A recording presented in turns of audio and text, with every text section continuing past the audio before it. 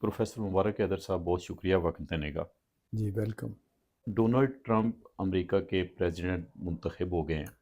اب یہ فرمائیں کہ عالمی سطح پہ ٹرمپ کے آنے سے کیا تبدیلیاں ہیں عالمی جو سطح توقع پہ کی جا سکتی ہے؟ جو تبدیلیاں آنی ہیں وہ آپ دیکھ رہے ہیں کہ سب سے بڑی تو اس وقت جو ٹرمپ صاحب نے بار بار یہ بات کہی، ساری پارٹی نے بار بار کہی کہ ہم جنگوں کے خلاف ہیں، ہم دنیا میں امن چاہتے ہیں۔ 4 سال ٹرمپ کا جو پچھلا پیریڈ ہے اس میں آپ نے دیکھا کہ جنگوں کو بند کرنے کی ایفرٹ کی گئی اور کی گئی، کامیابی سے بند کی گئی اور نئی کوئی جنگ نہیں چھیڑی گئی۔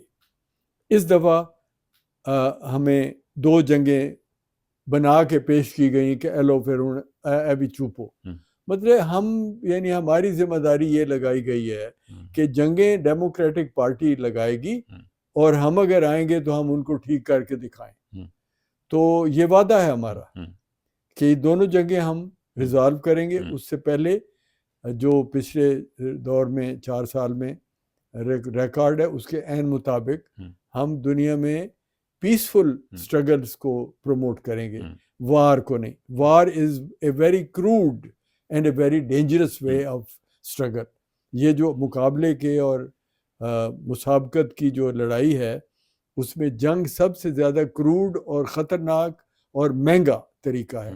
اس کی بجائے جو اکنامک فیلڈ میں اور علم کی فیلڈ میں اور انسانیت کی جدوجہد کی فیلڈ میں جو ایفرٹ کریں وہ درست ہے۔ تو وہ ہم کہتے ہیں کہ ہم اس میں اکنامک وار میں جائیں گے، فزیکل وار جس میں تباہی ہوتی وہ نہیں۔ مثلا چائنا سے ہماری اس وقت سب سے بڑی ایفرٹ ہے کہ اس کو اچھا، تھوڑا سا جنگوں کے حوالے سے اگر پروفیسر صاحب ہم بات کر لیں، اس وقت 2 جنگیں ہیں، ایک تو رشیا اور یوکرین کے درمیان ہے اور دوسری اسرائیل اور فلسطین ہے۔ آپ کی رائے میں کیا حل ہو سکتا ہے یوکرین رشیا کی جنگ کے؟ بہت کچھ اس پہ کہا گیا۔ فلسطین اور اسرائیل کا جو مسئلہ ہے اس کا کیا حل ہے؟ آیا پارٹی کے اندر پہلے کبھی اس موضوع پہ ڈسکشن ہوئی ہے؟ بے شمار باتیں ہوتی رہتی ہیں اور اس میں ابھی فائنل دیکھیں، کبھی جو جنرل پالیسی ہوتی ہے وہ بنتی ہے، مگر اس جنرل پالیسی میں وقت کے ساتھ تھوڑی سی ایڈجسٹمنٹس ہو جاتی ہیں۔ اب اس وقت دیکھیں نا، ہم یوکرین کا تو ہمیں تصور نہیں تھا 2022 میں 23 میں 22 تک ہمیں اندازہ نہیں تھا کہ یہ بھی ہو سکتی ہے جب انہوں نے چھیڑی تھی۔ تو جب ٹرمپ کا پیریڈ 20 میں وہ ختم ہوا ہے پہلی ٹرم، تو بالکل اندازہ نہیں تھا کہ کس طرح کی جنگیں آنے والی ہیں۔ اب یہ اس کا نئی سچویشن بن گئی نا، دونوں جنگیں نئے انداز سے ہو گئی ہیں۔ تو یوکرین کا تو حل بہت ڈسکشن ہو رہی ہے، بڑے بڑے جو گادری جو ہیں وہ انالیسس کر رہے ہیں، لیکن مختصر بات یہ ہے کہ جتنی گالیاں بھی کوئی دے اس کا حق ہوتا ہے۔ علاج ہوگا، جنگ بند ہوگی، روس کے ساتھ تعلقات اچھے بنائے جائیں گے۔ روس کو ہم امریکہ کے ایلائی کے طور پہ ون کرنا چاہتے ہیں۔ اچھا، ہاں، اور ہم یورپ کو پروٹیکٹ کرنے کی حد تک کرنا چاہتے ہیں، لیکن یورپ کو امریکہ کا ایجنٹ بنا کے روس پہ حملہ آور نہیں ہونا چاہتے۔ کیا یہ توقع کی جا سکتی ہے کہ یوکرین کو نیٹو کا جو حصہ بنانے کا ایشو ہے وہ نہیں بنایا جاتا؟ یہ دیکھیں، معاہدہ یہ تھا جب رشیا اور یوکرین الگ ہوا اور یوکرین کو ایک الگ ملک مانا گیا، تو یہ ایگریمنٹ ہوا تھا کہ کبھی بھی یوکرین میں نیٹو کا عمل دخل نہیں ہوگا۔ Ukraine will be an independent neutral state. وہ نیوٹرل اسٹیٹ سے امریکہ کے جو اسٹیبلشمنٹ ہے، جو بہت کرپٹ اور بدماش اسٹیبلشمنٹ ہے، جس نے پوری دنیا میں امریکہ کا امیج ایک ہنڈے کا بنا دیا ہوا ہے، انہوں نے وہاں جنگ جا کے وہاں باقاعدہ ان کے بارڈر پہ نیٹو بنانا شروع کر دیا۔ اچھا پروفیسر صاحب، کیا یہ مشروط ہے آزادی جو یوکرین کو ملی؟ یہ کہا جا سکتا ہے؟ مشروط ہو جاتی ہے نا۔ آپ دیکھیں، جب 2 بلاکس کے درمیان ایک ملک آزاد ہوتا ہے تو وہ آزاد ہوتے وقت کیا ڈکلیئر کر رہا ہے؟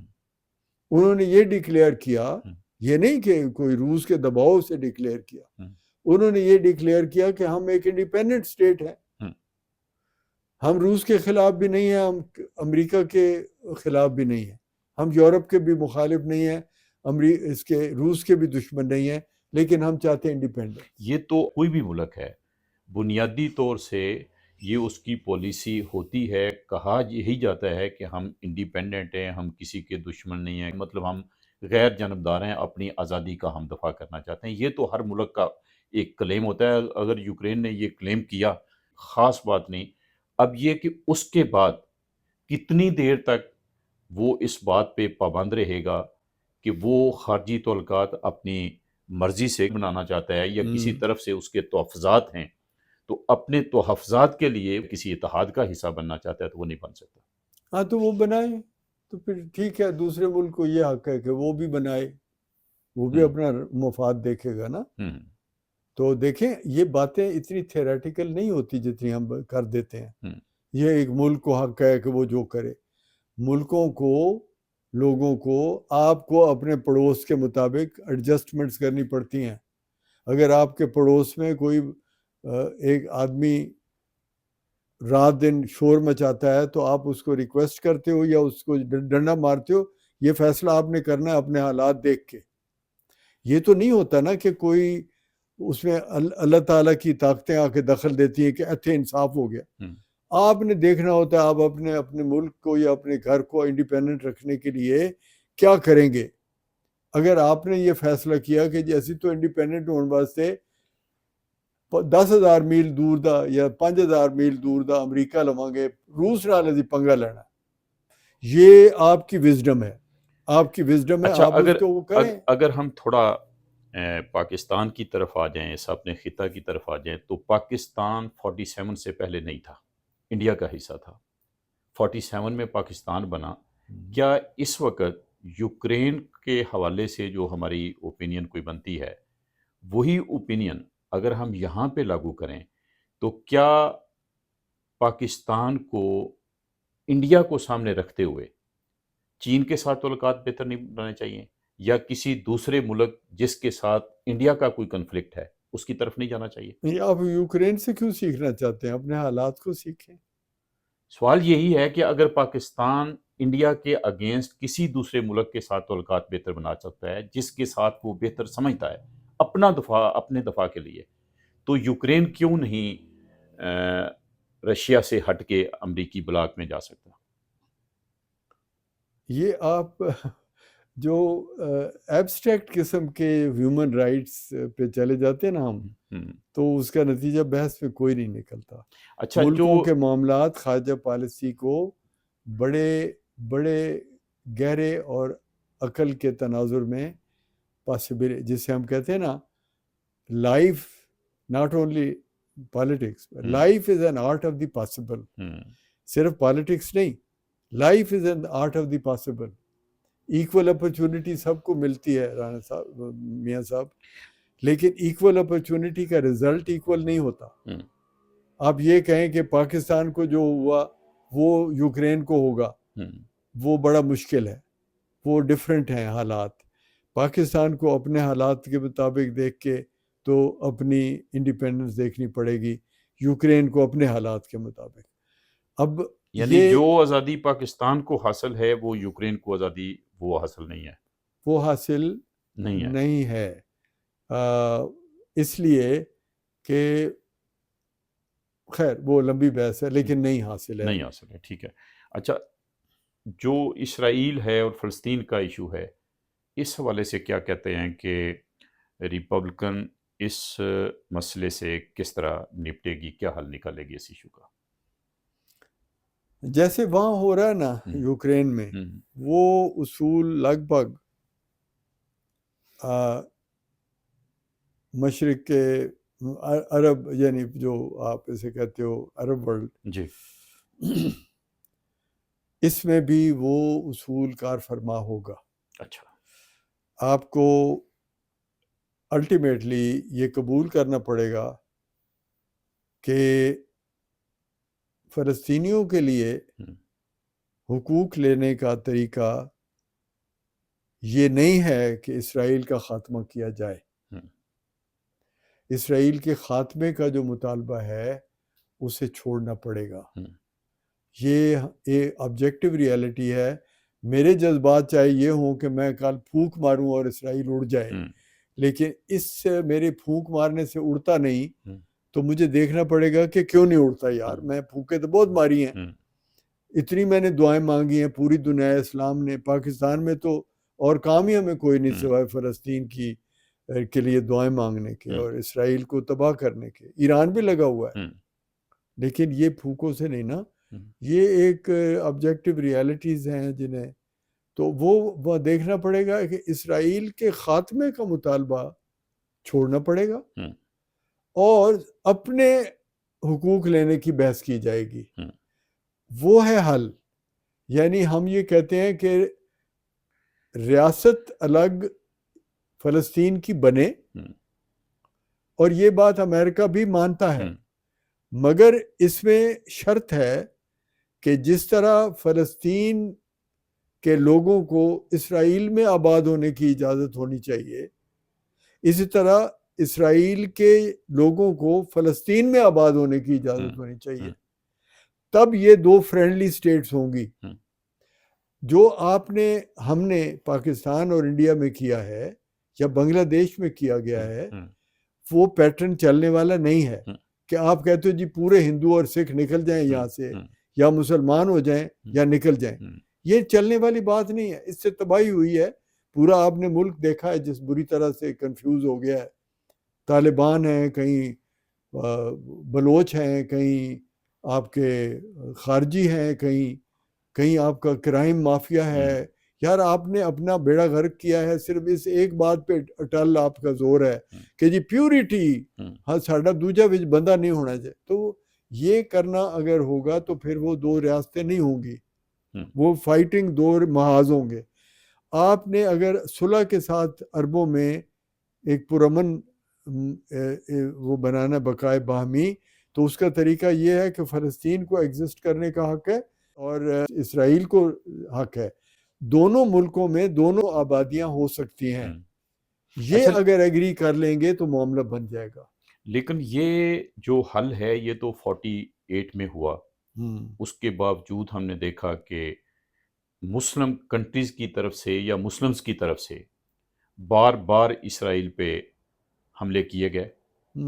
اور یہ جو موجودہ اس وقت سچویشن ہے، جو اس وقت وار جاری ہے، یہ وار بھی آپ کے یقیناً علم میں ہے کہ حماس کی طرف سے شروع کی گئی، مسلمز کی طرف سے شروع کی گئی. سوال یہ ہے کہ اگر یہی حل ہے ریپبلکن کے پاس بھی، تو یہ حل تو ظاہر ہے ڈیموکریٹس کے سامنے بھی تھا، اور یہ حل مسلمان قبول نہیں کر رہے. اگر یہ قبول نہیں کیا جا رہا، نہیں کیا جاتا مسلمز کی طرف سے، حماس کی طرف سے، حزب اللہ کی طرف سے، یا جو بھی مسلم کنٹری ہیں، ایران بھی اس میں شامل ہے اور بھی ممالک ہیں، تو ریپبلکن کیا کر سکتی ہے؟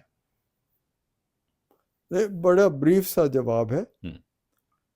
آپ کو اپنے ملکوں میں ملا گردی ختم کرنی پڑے گی. ایران میں بھی ملا گردی ختم کرنی پڑے گی، پاکستان میں بھی ملا گردی ختم کرنی پڑے گی. عربوں میں ملا گردی ختم ہو رہی ہے.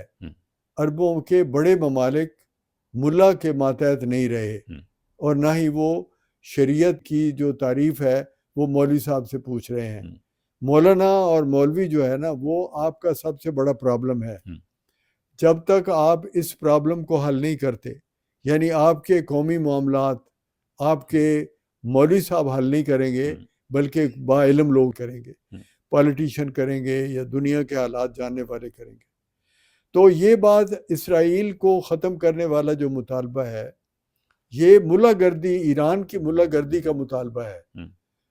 اسرائیل کو ختم کرنے کا مطالبہ ختم کریں اور اپنے لیے بہتر زندگی کا مطالبہ شروع کریں، تو یہ ہو جائے گا. اور بالکل ایگزیکٹلی اس کے اوپر ٹرمپ کی پالیسی اور ٹرمپ کے بعد آنے والے جو اب آئندہ 4، 8، 12، 16 برس آپ دیکھیں گے کہ یہی ٹرمپزم جسے ہم کہتے ہیں، وہ رول کرے گا دنیا کو، یہ امریکہ کو بھی رول کرے گا، یہ دنیا، کیونکہ یہ امن کا رستہ ہے، اور اس کا یہ طریقہ ہے کہ آپ جنگوں کی دعوت اور جہاد کی دعوت نہ دیں، آپ زندہ رہنے کی دعوت دیں، آپ ترقی کی دعوت دیں، انسانوں کو زندگی کی خوشیاں، ضرورتیں، ان کی جو جائز ان کے ترقی کے رستے ہیں ان کی بات کریں، آپ لوگوں کو قتل کرنے اور جہاد میں کامیابیوں کی بات نہ کریں۔